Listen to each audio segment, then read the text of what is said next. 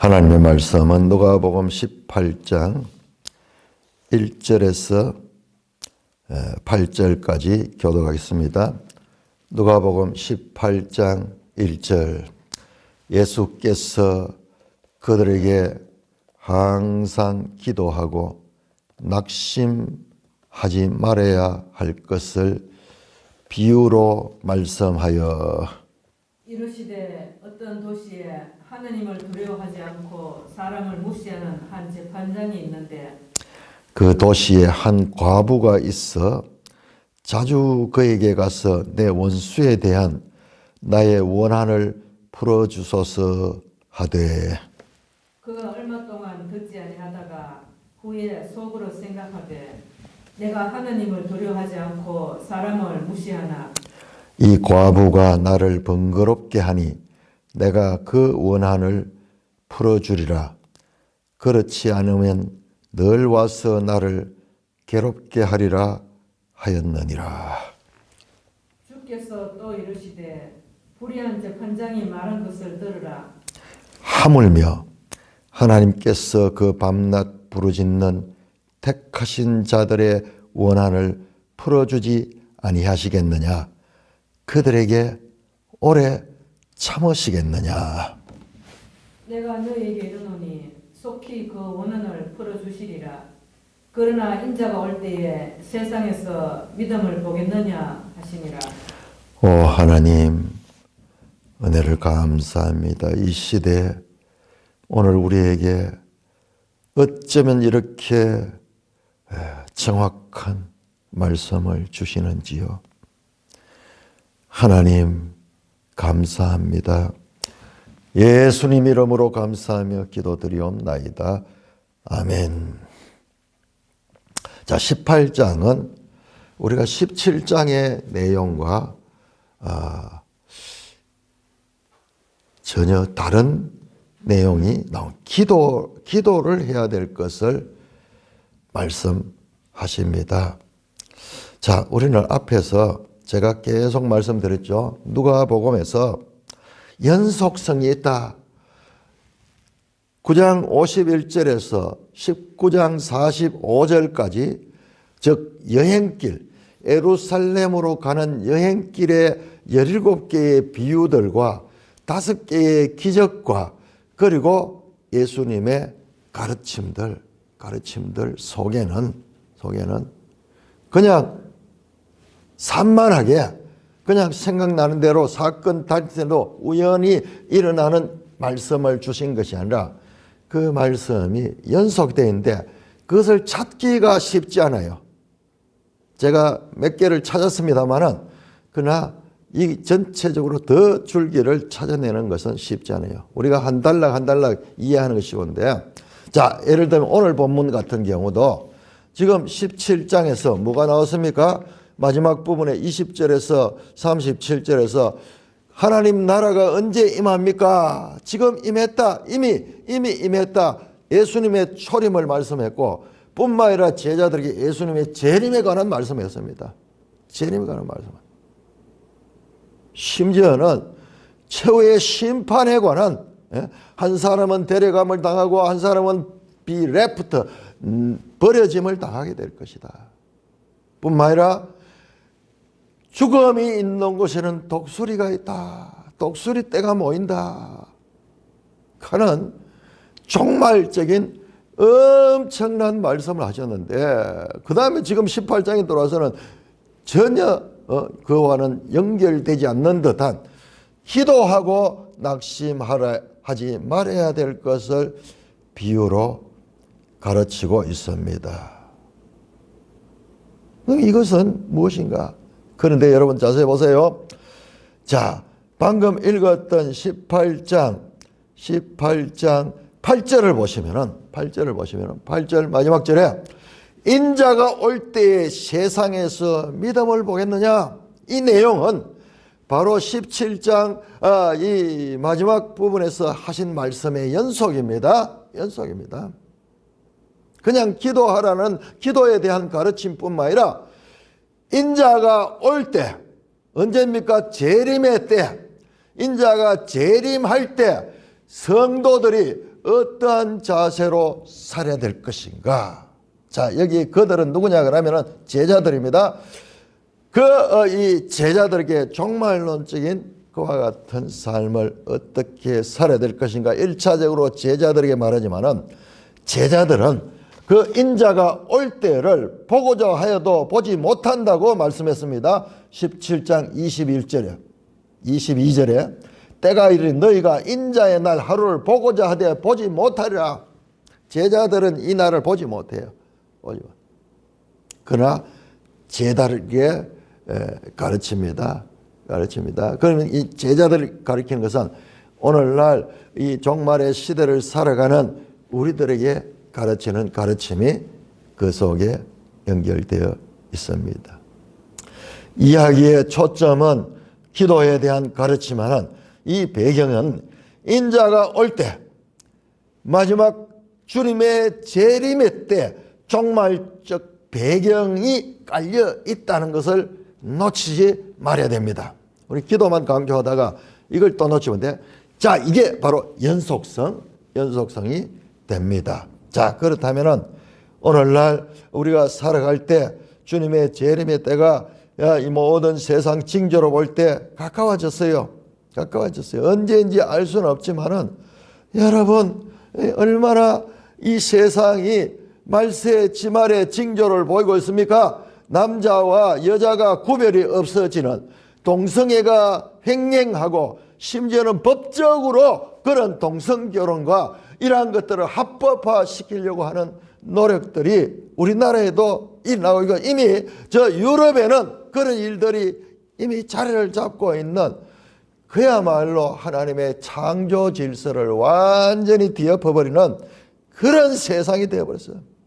그 기독교 국가였던 나라들이 그 기독교적인 그런 가치관을 다 잃어버리고 그야말로 이 하나님의 창조를 비웃는, 지난해 있었던 파리 올림픽에서 동성애자들이 노골적으로 전면에 등장해서 그렇게 온 세상을 향하여 이와 같이 타락된 이 하나님의 창조 질서를 모독하는 그런 행위들이 일어나고 있는 시대를 살고 있습니다. 여러분, 이런 시대는 지금까지 없었어요. 뿐만 아니라 지금 일어나고 있는 인공지능, AI, 로봇 이런 것들이 사람을 대체하며 심지어는 사람이 그동안 해왔던 모든 일들을 그것들이 대체해 가면서 우리가 이 기술과 놀라운 일들에 그냥 하루하루 따라가고 있으면서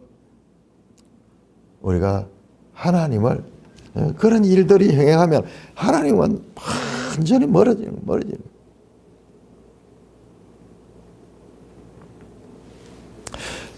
예수께서 그들에게 항상 기도하고 낙심하지 말아야 될 것을 비유로 말씀했다. 어떤 배경에서 인자가 올 때 성도가 어떻게 살아야 될 것인가와 연관해서 봐야 돼요. 그러면 어떻게 하냐? 항상 기도하고 그리고 세상이 돌아가는 걸 보고 낙심하지 마라. 우리 이 땅에도 참으로 인간적으로 생각할 적에 얼마나 낙심이 되는지 몰라요.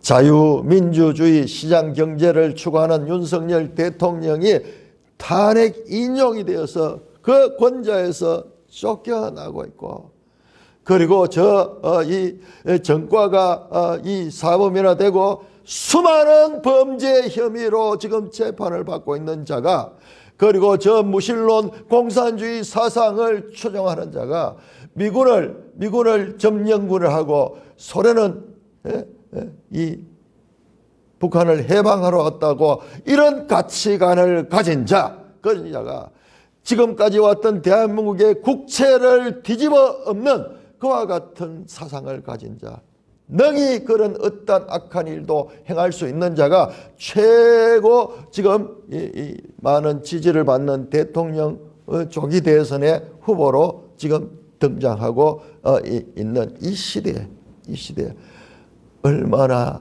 우리 성도들이 낙심이 되는지 모릅니다. 어제 우리 이 집사님이 그렇게 낙심을 하나님 광화문에서 비가 오나 눈이 오나 하나님 앞에 부르신데 하나님 그 기도를 하나님 외면하십니까? 하나님 앞에 탄식하고 원망하는 그 심정. 그러나 낙심하지 말라고 예수님께서 말씀하십니다. 낙심하는 것은요, 낙심하는 것은 하나님을 믿지 않는 것입니다. 낙심하는 것은 하나님을 내 기도에 내가 조정하는 자가, 내가 하나님을 조정하는 자가 될 적에 낙심한, 내 뜻이 관철되지 않으니까는 낙심하는 거예요. 하나님이 살아계심을 믿고 그럼에도 불구하고 하나님을 바라볼 적에 우리는 소망이 있지 낙심하지 않게 됩니다. 그러면서 비유로 말씀하십니다. 17개의 비유 가운데 또 하나의 비유를 말씀합니다. 자, 우리 지금까지 예수님의 비유를 자세히 보면요, 두 인물이 항상 대비되는 두 인물이 등장하는 것을 많이 봤습니다. 많이 봤습니다. 주인과 종, 아버지와 아들, 목자와 양, 뭐 이런 식으로 지금 이 오늘 비유에는 한 재판관과 그리고 과부, 바리새인과 세리와 죄인, 뭐 이런, 하나는 세상에서 높임을 받고 하나는 세상에서 멸시받는 이와 같은 대립 구조를 계속 말씀했습니다. 지금도 마찬가지로 한 재판장, 그냥 단순한 재판관이 아니라 재판장입니다. 재판장입니다. 그런데 이 재판장은 어떤 재판장이냐? 하나님을 두려워하지 않고 사람을 무시하는 한 재판장. 우리는 참 이런 것을 이번에 실감했죠. 재판소에서 일어나는 불의한 판단,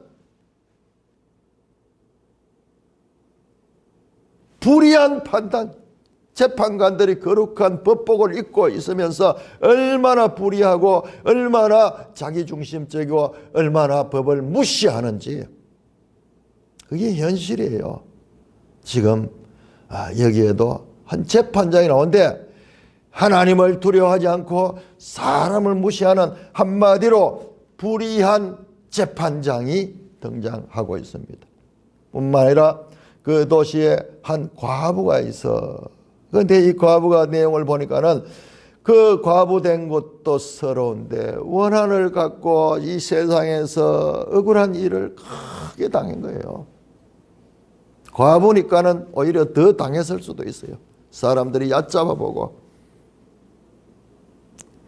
한 재판장과 그리고 한 과부, 이 세상에서 참으로 멸시받고 천대받고 무시당하고 그렇게 약자로서 이 어디에 가도 위로를 받을 데가 없는 이 한 과부와 하나님을 두려워하지 않고 사람을 무시하는 한 재판장이 등장하고 있습니다. 우리가 그냥 세상적인 눈으로 봤을 때는 재판장은 복을 많이 받은 사람이고 과부는 저주를 받은 사람처럼 보일지 모르지만은, 그러나 우리는 봤잖아요.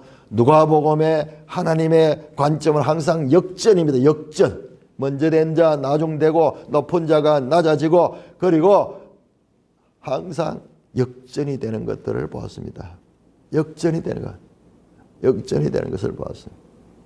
저 부자와 나사로 역전이 되는 것을 보았습니다. 누가복음에서는 제가 지금 그걸 뽑고 있는데 전부 역전이에요. 역전. 뒤집어 없는 궁극적인 역전의 절정은 예수 그리스도 죽음으로서 모든 사람들을 살리는 길을 만들어내는 그 역전의 스토리가 지금 이어지고 있습니다. 앞에서 봤던 내용을 통해서 우리는 이 역전이 일어날 것을 기대하게 됩니다. 자, 얼마나 억울한지, 내 원수에 대한 나의 원한을 풀어주소서. 재판장을 찾아가서 나의 원한을 풀어줬어. 내 원수 안티디코스. 내 원수에 대한 나의 원한을 풀어주소서. 액디케어.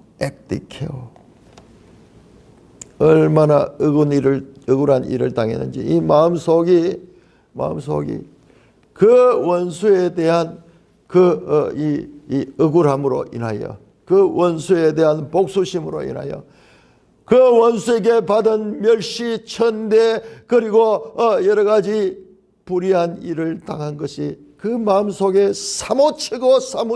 사무쳐서 한이 가득하게 있는, 원한이 그 속에 뭉쳐져 있는 그와 같은 이 한 과부가 재판장을 찾아가서 계속 조릅니다. 풀어주소서. 이 영어 성경 어벤지 또는 퍼니시, 복수를 해주소서. 그에게 벌을 내주소서. 정당한 재판하셔서 그들에게 퍼니시, 형벌을 주소서. 내 원한을 복수해 주소서. 그렇게 구했습니다. 여러분, 이 세상 가운데 정가사범이, 그리고 말할 수 없이 악한 삶을 살아온 자가 지금 이 모든 헌법까지 다 무시하고 재판 사법부를 다 장악해서 대통령은 몇 달 만에 이 온 국민을 뽑은 자도 권좌에서 떨어뜨리는 이와 같은 불의한 재판, 그리고 상대적으로 이 범죄자는 다시 이 모든 권세를 잡고 이 세상을 지배하려고 하는 이와 같은 현실이 인간이 사는 세상이에요. 자, 인자가 올 때에 믿음을 보겠느냐? 주님의 재림의 때 이와 같은 일이 일어나는 거예요. 이게 정상이에요. 이게 하나님의 관점에서 보면은 이것이 있을 수 없는 일이 아니라, 세상 사람들 볼 때는 있을 수 없는 일이지만 하나님의 나라의 관점에서 보면은 이것이 가능한 거예요. 저도 이 말씀하는 저도 그런 일이 없으면 좋겠지만 성경은 우리의 바람과 달리 그런 일이 있다고 말씀하고 있습니다. 자, 그러니까는 이 과부가 그 재판장을 찾아가서 나의 원한을 풀어주소서. 내가 이렇게 원한을 당했습니다. 이 어려운 일을 당했습니다. 이 억울한 일을 당했습니다. 나의 안타깝고 억울한 사연을 재판장께서 풀어주소서. 날마다 찾아가는 거예요. 날마다 찾아가는 거예요. 4절입니다. 그가 얼마 동안 듣지 않다가 계속 찾아오는데 문 닫아 걸고 떠들든지 말든지 그냥 무시해버렸어요. 이 사람은 무시가 전문이죠. 사람을 무시하는 사람인데 그것도 과부 하나 정도가 와서 가는 거야. 무시해버렸어요. 평소처럼. 얼마 동안 듣지 아니하다가 후에 속으로 생각하되, 이 사람 보세요. 내가 하나님도 두려워하지 않고 사람도 무시하지만 이 과부가 이렇게 나를 귀찮게 하고 나를 번거롭게 하니까 내가 안에서 문을 꽁꽁 걸어 잠가서 밖에서 두드리고 계속 울고 호소를 하니까는 귀찮아 죽겠는 거예요. 귀찮아 죽겠는. 그래서 내가 그 원한을 풀어주리라. 그렇지 않으면 늘 와서 나를 괴롭게 하리라 하였느니라. 과부의 행위가 결연하고 절박함으로 인해 무시당하고, 그리고 아무리 두드려도 문을 열어주지 않지만은, 아무리 호소해도 들어주지 않지만은 그 절박함과 이 자신의 원한에 찬 그와 같은 마음은 그 일을 멈추지 못하게 합니다. 또 찾아갑니다. 인생의 목적이 자신의 원한을 풀려는 사람처럼 매일 찾아갑니다. 그러니까는 이게 한 일주일 정도 그렇게 하면 끝날 줄 알았는데 끝나지 않아. 한 달이 지나도 오고. 그러니까는 이 재판장이 그 과부의 원한을 풀어주려고 문을 열고 그의 그 억울한 일을 들어주는 것이 아니라 자신이 귀찮아서 아이고 내가 매일 저렇게 찾아오니까는 내가 못 살겠다. 도대체 뭐 때문에 가느냐 그러면서 내가 그 문제를 해결해 줘야 되겠다. 그 과부를 위해서가 아니라 그리고 정의로운 세상을 위해서도 아니고 자신의 귀찮음 때문에 자신의 이 문제로 연결되니까는 귀찮으니까 내가 귀찮으니까 전부 이 재판장이 이 공의로운 재판이 아니라 전부 자기중심적으로 지금 봤잖아요. 재판을 하는데 법복을 입고 앉았는데 그 법을 제대로 하느냐 전부 자기중심적으로 자기 파중심으로 우리는 착각을 했죠. 야, 우리가 옆에서 떠들고 이러면 양심이 있으니까는 그래도 이 공정하게 하지 않겠느냐. 그래도 인간이니까는 양심이 있지 않겠느냐. 온갖 이 생각을 하면서 왔는데도 끔찍하지 않았어요. 끔찍. 그런데 이 불의한 재판장은 그 귀찮으니까는 그 원한을 풀어주리라. 그렇지 않으면 늘 와서 나를 괴롭게 내한테 피해가 오니까는 딴 사람이야 어떻게든지 재판관에서도 전부 자기 중심으로 하고 뇌물도 얼마나 받았겠어요. 그러니까 재산도 많으니까는 먹고 살 걱정도 없고 그러니까는 떵떵거리면서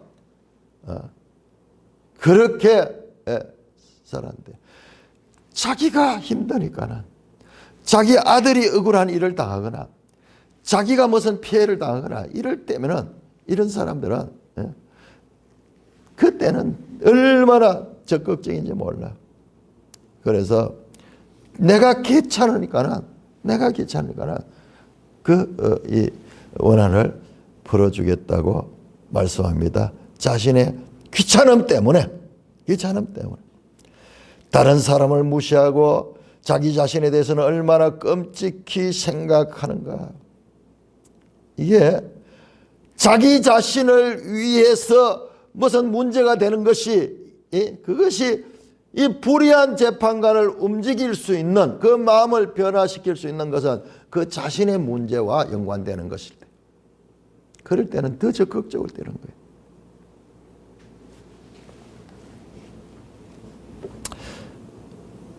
그러면서 주께서 또 이르시되 불의한 재판장이 말한 것을 들으라. 과부가 그렇게 귀찮게 하니까는 그래도 그러니까는 불의한 재판이 자기 때문에 자기가 귀찮은 것 때문에 그 원한을 풀어주려고 했다.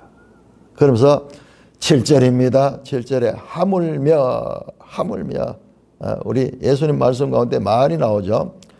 이 말씀은 유대인들에게 아주 익숙한 하물며 논법이에요. 하물며 뭐냐? 작은 것에 해당하는 것이 설명을 한 다음에 그 다음에 더 비중 있는 그와 같은 큰 것을 말하므로 이 말씀이 확실하다는 것을 알려주는 이 하나의 수사적 표현입니다. 저 들의 꽃을 보라, 저 공중 나는 새를 보라. 저들도 다 하나님께서 먹이시거나 하물며 너희일까 보냐. 이 세상의 것들 그리고 작은 것들 이해하면서 그 다음에 이 인간에 대해서 하나님이 자기 형상과 모양으로 진 그 창조하신 그 사람들에 대해서 더 들짐승이나 이 들풀보다도 그들도 먹이고 그들도 돌보시는 하나님이 하물며 하나님의 형상과 모양을 따는 사람에게는 더욱더 하지 않겠느냐. 같은 용법이죠. 예수님이 많이 쓰는 용법인데 이게 히브리의 수사적인 표현으로서 아주 익숙한 표현입니다.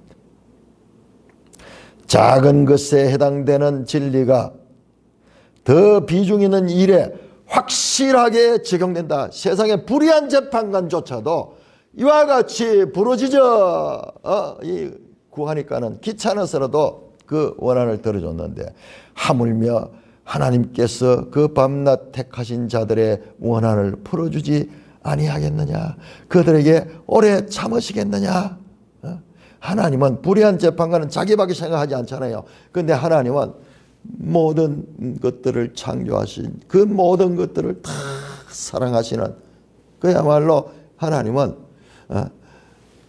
이 모든 세상의 것들을 다스리시고 그것이 보시기에 좋도록 창조하신 그 하나님은 불의한 사람조차도 이와 같이 그 원한을 들어주는데, 하물며 하나님께서 그 밤낮 부르짖는 택하신 자들의 원한을 풀어주지 아니하겠느냐?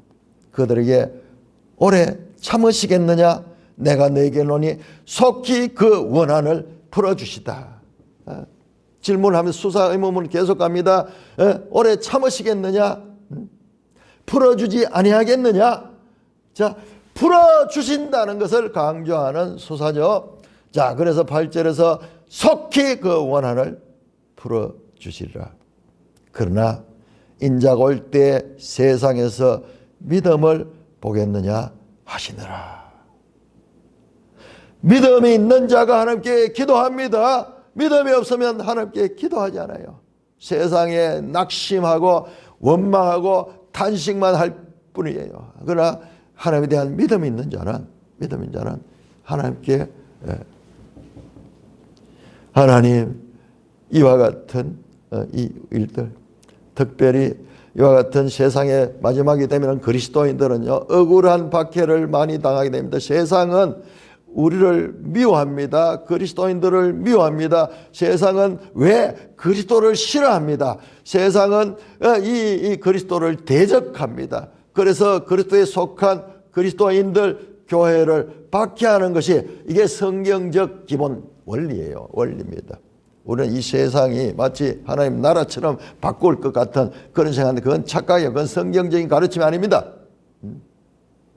그건 인본주의. 성경에 어디에도 그런 거 없습니다.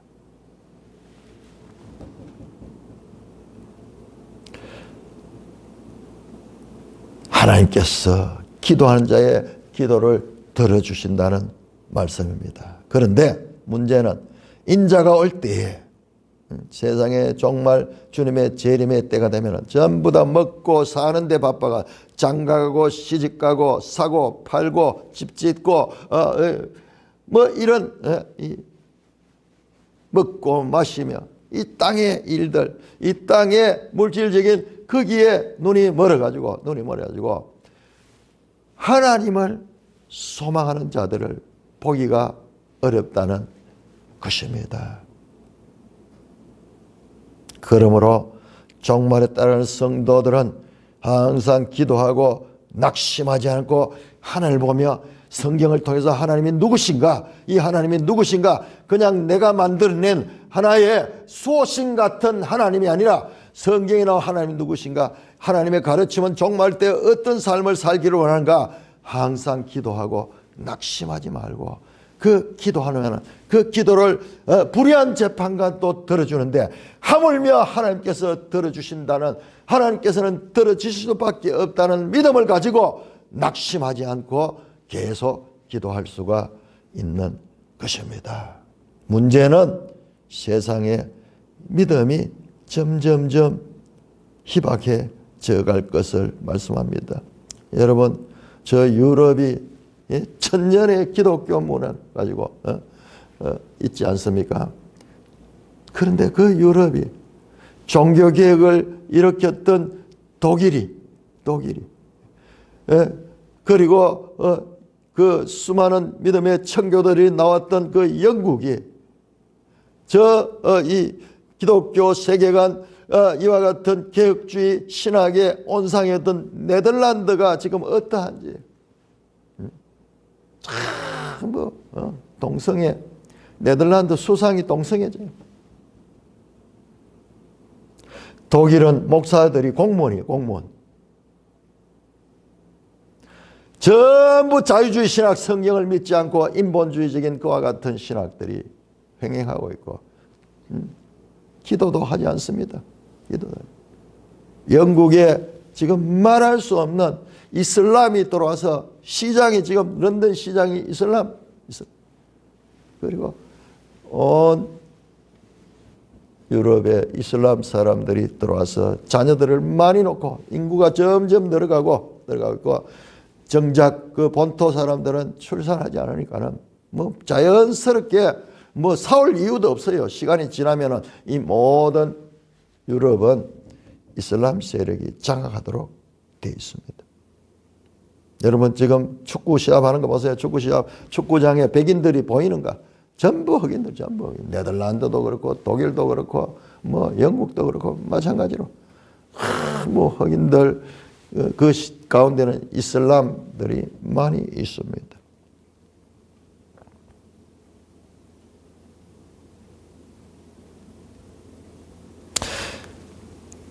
이 비유에 나오는 과부 같은 믿음, 종말의 때 성도가 기도가 간절하고 지속적이고 적극적이어야 한다. 이는 믿음에서 일어난 일이라는 것을 말씀하시며 믿음이 이긴다. 이 믿음이 얼마나 귀한지, 이 믿음 자체의 이 결과도 귀하지만 그보다도 믿는 자를 보기가 그렇게 어려워진다는 것입니다. 자, 9절에서 14절까지 이어서 또다시 기도와 연관되는 말씀. 자, 여러분 이 말씀들을 제가 말씀드리죠. 연결시키는 게 중요하다고 연결시키는 거. 자, 마지막 때에 기도할 것. 그러면은 이제 또 기도와 연결되는 내용이 나옵니다. 9절에서 14절까지 교독합니다. 또 자기를 어렵다고 믿고 다른 사람을 멸시하는 자들에게 이 비유로 말씀하시되 두 사람이 기도하러 성전에 올라가니 하나는 바리새인이요 하나는 세리라. 바리새인은 서서 따로 기도하여 이르되 하나님이여 나는 다른 사람들 곧 토색 불의 간음을 하는 자들과 같지 아니하고 이 세리와도 같지 아니함을 감사하나이다. 나는 일해에 2번씩 금식하고 또 소득의 11조를 드리나이다 하고 세리는 멀리 서서 감히 눈을 들어 하늘을 쳐다보지도 못하고 다만 가슴을 치며 이르되 하나님이여 불쌍히 여기소서 나는 죄인으로다 하였느니라. 내가 너희에게 이르노니 이에 저 바리새인이 아니고 이 사람이 어렵다 하심을 받고 그의 집으로 내려갔느니라. 무릇 자기를 높이는 자는 낮아지고 자기를 낮추는 자는 높아지리라 하시니라. 자, 또 두 번째 비유가 나옵니다. 또 두 번째. 앞에 비유와 연결되죠. 연결되는데 여기 또 두 사람이 나와요. 두 사람. 한 사람은 바리새인이고 하나는 세리고. 세상이 볼 적에 바리새인은 높고 세리는 죄인으로서 아주 경멸받는 그런 직업을 가진 사람이죠. 그러니까 지금 계속 이 연속성을 보세요. 지금 예수님께서 하시는 말씀입니다. 예수님께서 하시는 말씀의 연속성입니다. 자, 9절에 보니까는 이 바리새인은 누구냐 그러면은 자기를 어렵다고 믿고 다른 사람을 멸시하는 자들에게 이 비유로 말씀했다. 이게 16장 15절에 보면은 바리새인들이야. 바리새인들 자기들을 사람들 앞에 의롭다고 하는. 자, 16장 15절 한번 볼까요? 16장 15절에 예수께서 너희는 사람 앞에서 스스로 옳다 하는 자들이라. 스스로 옳다 하는 게 의롭다는 거거든요. 너희 이 마음을 하나님께서 아시나니 사람 중에 높임을 받는 것은 하나님 앞에 미움을 받는 것이다. 그러면서 말씀하죠. 이 사람들을 자기를 높이고 다른 사람을 경멸하는 대표적인 인물이 이 바리새인들이에요. 15장 7절에도 나옵니다. 지금 계속 바리새인과 이 죄인들이 대비되죠. 15장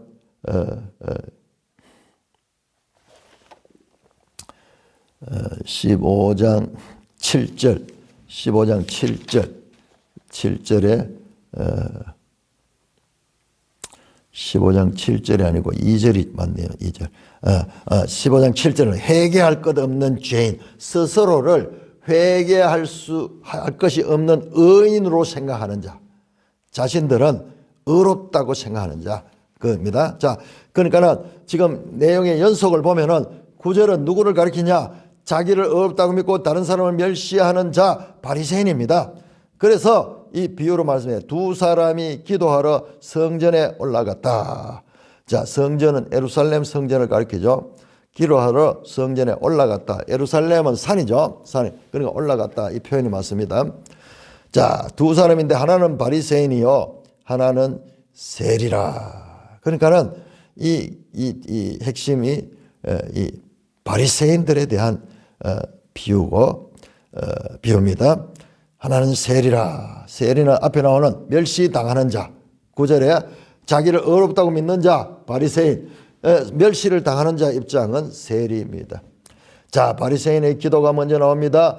바리새인은 서서 따로 기도하여 이르되, 구별해가지고 이 세리하고 달리 서서 고개를 빳빳이 쳐들고 기도합니다. 하나님이여, 나는 다른 사람들 곧 토색, 불의, 간음을 행하는 자들과 같이 아니하고 이 세리와도 같지 아니함을 감사합니다. 하나님 앞에 기도를 하는데 감사하다고 하나님께 감사를 하는데 어떤 내용으로? 다른 사람과 비교하는 거예요. 다른 사람 비교. 자신은 의롭다는 거예요.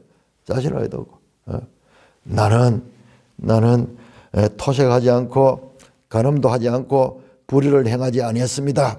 그리고 저 옆에 있는 저 세리처럼 저렇게 이 세금을 징수해서 사는 저 더러운 벌레 같은 존재와도 나는 다릅니다. 그러면서 결과적으로 보면 하나님께 감사하는 것 같지만 자기 의를 드러내는 거예요. 자기를 의롭다고 하나님 앞에 자랑하는 거예요. 뿐만 아니라 12절에 나는 일회에 2번씩 금식하고 또 소득의 11조를 드립니다. 일주일에 2번씩이나 금식하고 소득의 11조를 하나님께 드립니다. 이 소득의 11조는요, 이 성전을 운영하는 데 있어서 아주 귀한 이 세금이 되는 거예요. 세금이 되는 거예요. 물론 성전세도 있지만은 이 11조가 이 유대 종교 제도를 유지하는 데 아주 중요한 거예요. 그러니까 뜻대다 성전 앞에서 자신은 이 성전에 이 책임을 다하는 정당한 이 성전에서 기도할 수 있는 자격이 있는 자다. 이 성전도 내가 유지하는데 큰 일조를 하고 있어. 이렇게 당당하고도 그리고 떳떳하게 기도를 합니다. 13절 이제 예수님께서 세리를 이제 비춰줍니다. 세리는 멀리 서서 감히 눈을 들어 하늘을 쳐다보지도 못하고, 자, 여러분 멀리 서서 여기 또 나오네요. 멀리 서서 이것도 연결이 됩니다. 자, 이거 내가 못 찾냐. 멀리 서서 지금 계속 이 장면 나와요. 누굽니까? 멀리 서서 아버지가 집 나간 아들이 돌아올 때 멀리 서서 보고 있다가 달려가잖아요. 지금 이 멀리 서서도 이 비유 속에 연속으로 나옵니다. 세리는 그러고 그 다음에 이 부자와 나사로 비유에도요. 나사로가 그 아브라함 품에 있는 나사로를 보고 멀리 서서 구하는 그 장면이 나와요. 그러니까 이 멀리 서서가 지금 요것도 한번 연결해 봐야 돼요.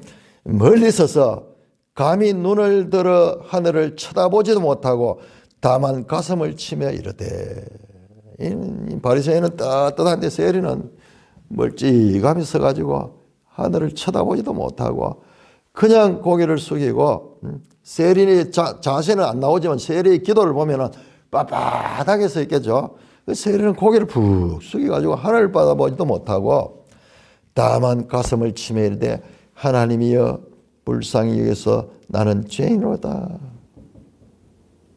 둘 다 하나님께 기도합니다.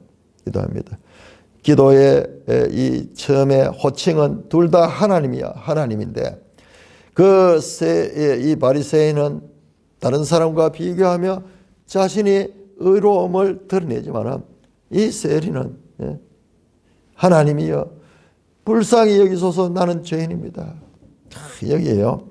불쌍히 여기소서라는 이 단어가 평소에서는 그런 단어가 아니에요. 이 단어가 힐라스코마이 하는 건데, 힐라스코마이는 힐라스테론 화목제물처럼 그런 의미를 가지고 있어요. 내가 죄인인데 불쌍히 여겨주시는 것은 나의 죄를 덮어주는 그것만이 이 소망입니다. 하나님, 내 죄를 덮어주시고 하나님의 진노를 옮겨 주소서. 그러며 자신이 죄인임을 고백합니다. 여러분 연속이 되죠. 앞에서 죄인 한 사람이 돌아온 것이 자기를 의롭다고 생각하는 의인 99명보다 더 귀하다고 말씀했던 말씀과도 연결이 되잖아요. 죄인이 앞에 나왔던 그 죄인이요. 그 죄인. 예수님의 비유에서 말했던 그 죄인의 신뢰가 지금 여기에 나타나고 있습니다.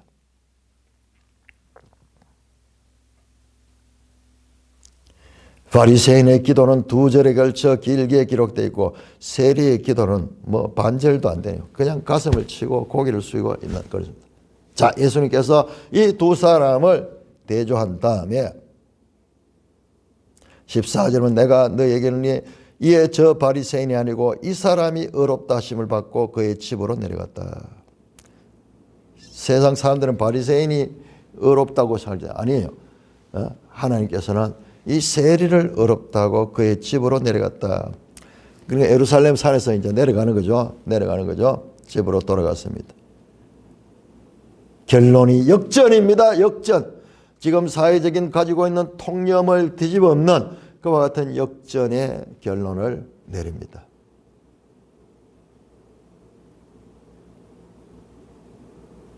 내가 너에게는 저 바리새인이 아니고 저 죄인, 이 죄인으로 자신을 고백하던 그 세리가 의롭다함을 받고 그의 집을.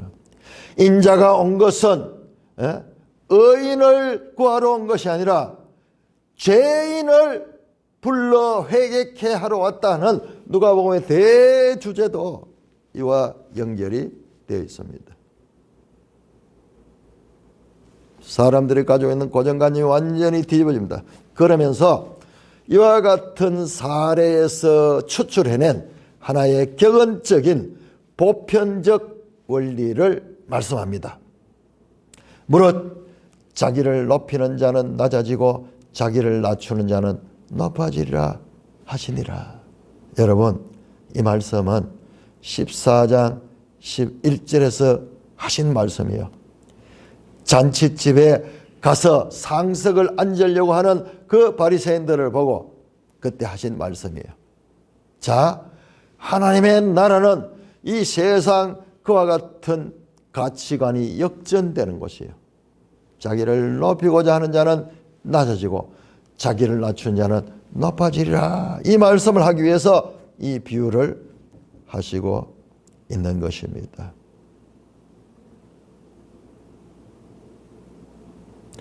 비유의 끝에 등장하는 보편적 격언조의 말씀, 바로 앞에 나왔습니다. 17장 33절에 무릇 자기의 목숨을 보존하고자 하는 잃을 것이요 잃는 자는 살리리라. 앞에 나왔던 내용 쭉 설명한 다음에 거기서 추출해낸 보편적인 이와 같은 이 명제를 가진 말씀을 선포합니다. 37절에도 죽음이 있는 곳에는 독수리가 모이느니라, 그 말씀처럼 여기서도 비유를 쭉 나누는 그 비유에서 핵심 사상을 뽑아가 보편적인 그와 같은 이 하나의 명제적 말씀으로 선포합니다. 무릇 자기를 높이는 자는 낮아지고 자기를 낮추는 자는 높아지리라. 사랑하는 형제 자매 여러분들, 우리가요 마지막 시대를 살아가는 데 있어 가지고 우리 이 세상에서 좀 더 높은 사람, 좀 더 많이 가진 자, 바리새인 같으면 오늘날 존경받는 그런 직종에 있는 그와 같은 사람이 판검사도 있고 의사도 있고 뭐 이렇게 되고 다 부러워하며 내 자녀가 그런 사람이 되기를 원하고 다 그렇게 소망하죠. 다 소망합니다. 그런데 그것이 나쁜 것은 아니지만은 그것이 하나님의 관점에서 꼭 복이 아닐 수 있다는 것입니다. 물론 높은 자리에 가서 선한 영향력을 끼치는 그런 귀한 자들도 있습니다.